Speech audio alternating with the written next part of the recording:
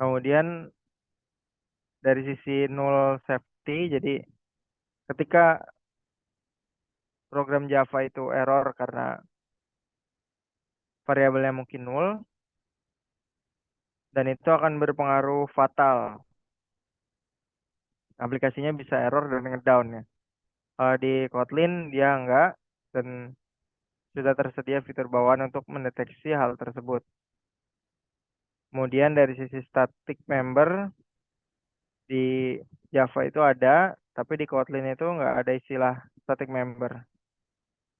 String template, eh, di Kotlin ada dua tipe string ya, sedangkan di Java sendiri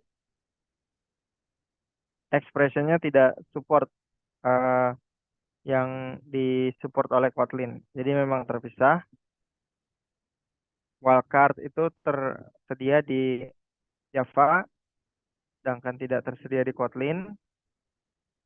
Kemudian Smart Cache juga ada di Kotlin saja.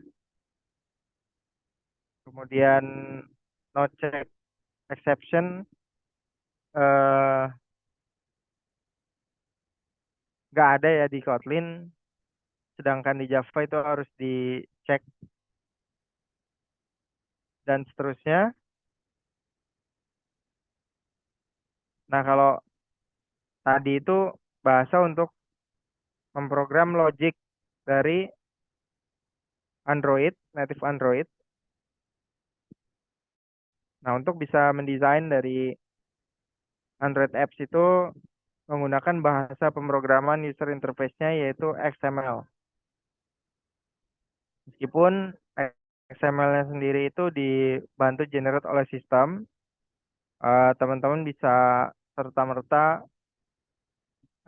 geser-geser misalnya buttonnya atau tulisannya, dan Android Studio akan membantu mengenerate XML filenya.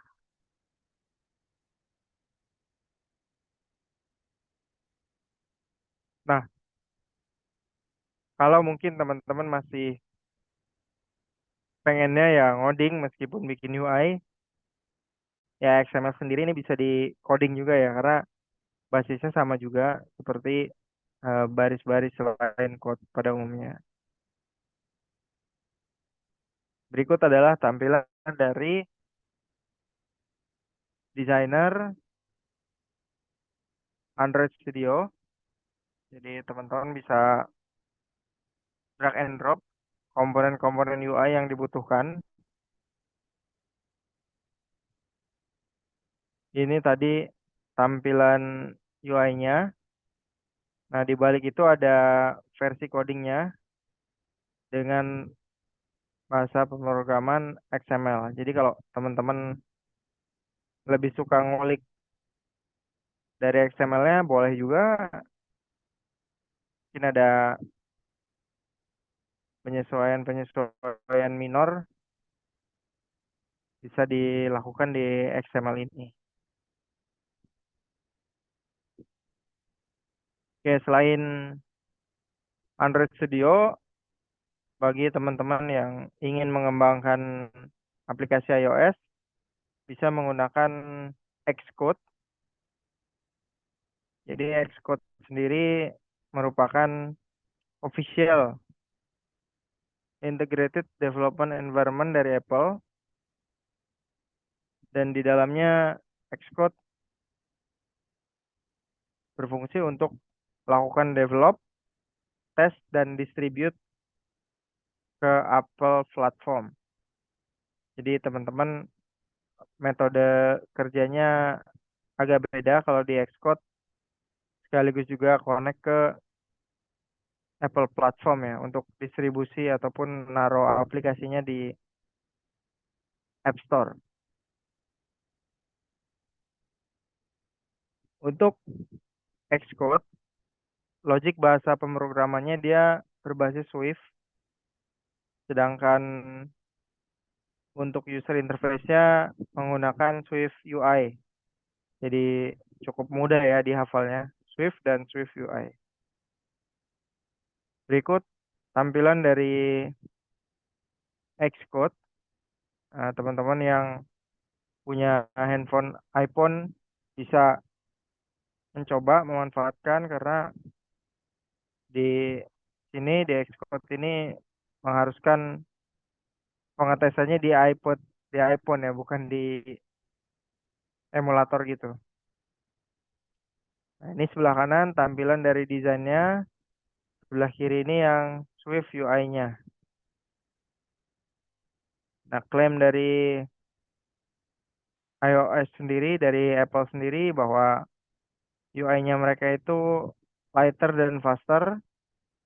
Ya, di sini dikatakan compilingnya cepat lah istilahnya gitu. Saking enteng dan fastnya. Kemudian satu kali aplikasi itu, satu kali desain aplikasi, teman-teman bisa sekaligus juga scaling untuk multi platform. Maksudnya misalnya tampilan di ataupun icon yang ada di MacBook sama di iPhone itu disesuaikan oleh sistem secara otomatis. Karena ukuran iPad dan iPhone kan beda ya. Oke, malam hari ini kita coba ambil break dulu. Setelah ini kita akan lanjutkan dengan topik MIT App Inventor sekaligus membuat sebuah proyek sederhana aja ya untuk bisa berinteraksi dengan MIT App Inventor. Kita istirahat terlebih dahulu 10 menit. Jadi kita akan lanjut kembali di 8.17. Silahkan buat yang mau ambil minum dan